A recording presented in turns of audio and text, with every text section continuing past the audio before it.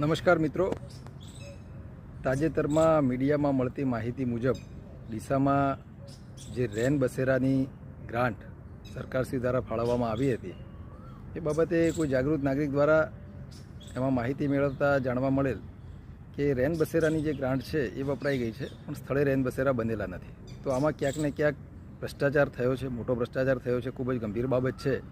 એને લઈને આજે નાયબ કલેક્ટર શ્રી ડીસાને અરજી આપી અને વિનંતી કરી છે કે આ બાબતે સત્વરે કોન્ક્રીટ કામગીરી થાય, સાચી તપાસ થાય, ભ્રષ્ટાચારીઓને સજા થાય એવી કઠોર કાર્યવાહી કરવામાં આવે.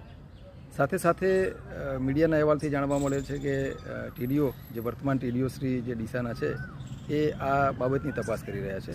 તો પોતાના પુરોગામી અધિકારીઓને, પોતાના સ્ટાફને જો આમાં ઇન્વોલ્વમેન્ટ કદાચ હોય તો એમાં તપાસ કેટલી હદે